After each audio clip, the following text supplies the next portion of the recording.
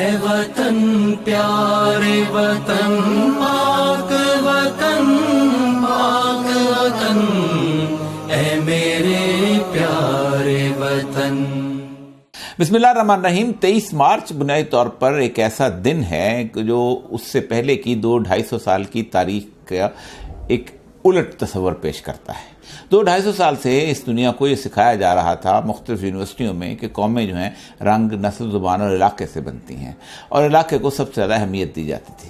یہ پہلی دفعہ ایسا ہوا ہے، اور 1400 سال کے بعد اسلامی تاریخ میں ایسا ہوا ہے کہ مسلمانوں نے اس بات کا تصور پیش کیا کہ نہیں،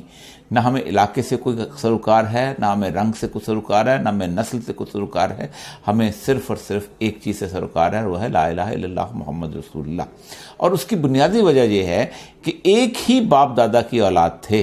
ایک چیمہ تھا، چٹھا تھا، یا کوئی اور تھا، یا انڑ تھا، اور ان کے والدین جو تھے، اگر وہ محمد حسین انڑ نہیں تھے، نذیر حسین انڑ نہیں تھے، یا گردن داس انڑ تھے، تو وہ اگر ایک بھائی گردن داس انڑ تھا اور دوسرا بھائی جو ہے وہ محمد حسین انڑ تھا، یا ایک بھائی جو ہے محمد حسین چیمہ تھا اور دوسرا بھائی جو ہے وہ ارجن داس چیمہ تھا، تو دونوں نے کہا ہم ایک دوسرے کے ساتھ نہیں رہ سکتے، ہمارا ملک علیحدہ کر دو، ہماری جگہ علیحدہ کر دو۔ دنیا کی سب سے بڑی ہجرت اسی بنیاد پر وقوع پذیر ہوئی۔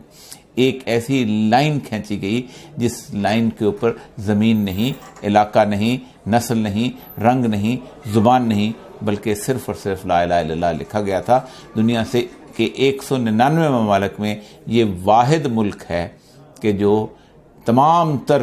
سوشولوجیکل پرنسپلز اور سیاسیات کے علم کے بالکل مخالف بنا ہے، اور یہ واحد علامت ہے اسلام کی۔ اے وطن پیارے وطن پاک وطن پاک وطن اے میرے پیارے وطن۔